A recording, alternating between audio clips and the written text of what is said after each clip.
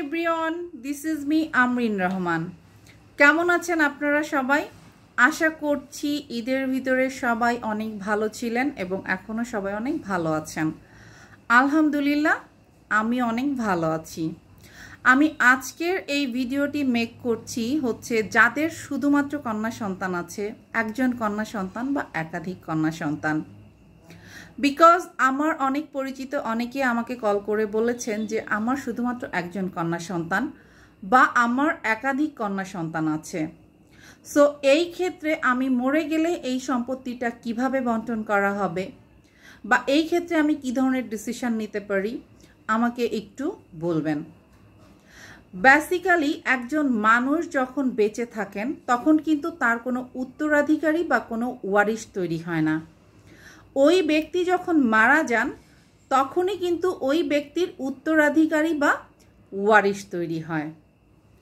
এবং অনেক সময় দেখা যায় কোনো ব্যক্তি তার যদি শুধুমাত্র কন্যা সন্তান থাকে তাহলে তার আত্মীয় স্বজন যারা থাকে তারাও কিন্তু চিন্তা করে যে তার মৃত্যুর পরে ওই সম্পত্তির অংশ কিন্তু তার আত্মীয় স্বজনরা পাবে।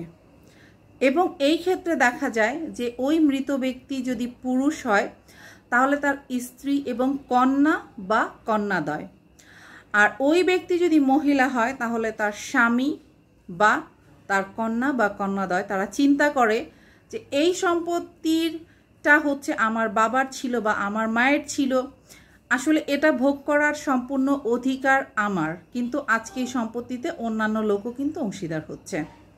তো বেসিক্যালি আমি সব কিছু চিন্তা করে আজকের এই ভিডিওটি মেক করছি।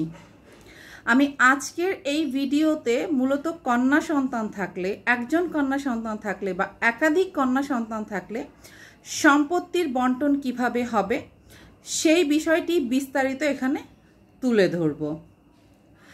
এক্সাম্পল, যদি মৃত ব্যক্তি পুরুষ হয় তাহলে ওই ব্যক্তি মারা যাওয়ার পরে যে সম্পত্তি রেখে যাবে, আমি উদাহরণস্বরূপ ধরতে পারি মৃত ব্যক্তি পুরুষ ছিল এবং সে 100 টাকার সম্পত্তি রেখে মারা গিয়েছে। তো তাহলে এই যে 100 টাকার সম্পত্তি এখান থেকে তার স্ত্রী পাবে হচ্ছে 8 আনার 1 আনা, অর্থাৎ এই 100কে 8 দিয়ে ভাগ দিলে যেটা আমরা পাচ্ছি সেটা হচ্ছে 12.50, অর্থাৎ 12 টাকা 50 পয়সা।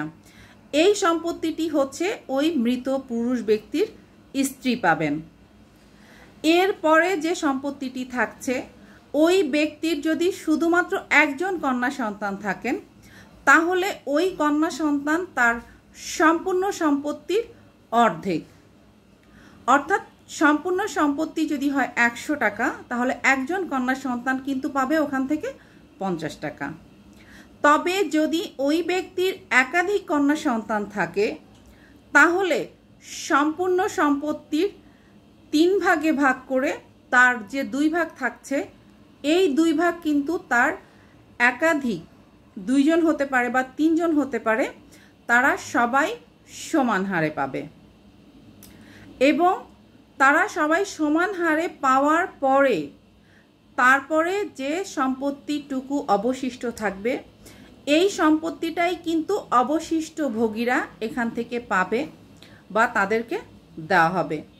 তো এখানে যে জিনিসটা হচ্ছে যে অনেকেই কিন্তু এটা মন থেকে মেনে নিতে পারে না যে আমি কষ্ট করে সম্পত্তি অর্জন করেছি, এই সম্পত্তি হোক আমার কন্যা সন্তান, তারপরও আমার সম্পূর্ণ সম্পত্তি ভোগ করবে আমার কন্যা সন্তানেরা বা আমার একজন কন্যা সন্তান। এই কারণেই কিন্তু অনেক সময় তারা তাদের জীবদ্দশায় কিন্তু এই সম্পত্তি নিয়ে কিছু একটা করতে চায় যে আমি আসলে কি করতে পারি।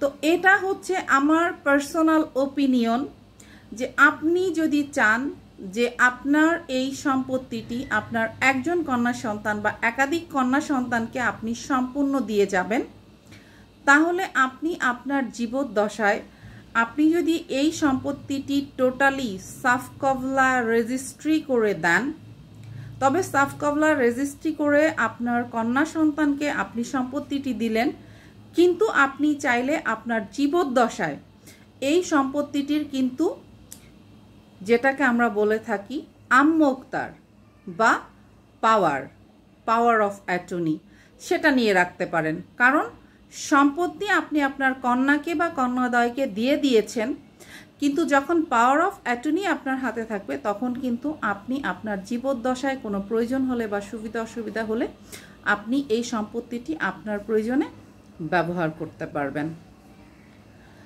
তবে ভিউয়ার্স, আমি যেটা বলেছি যে আপনি সম্পত্তি আপনার জীবদ্দশায় লিখে দিতে পারেন, এটা হচ্ছে আমার ব্যক্তিগত ওপিনিয়ন।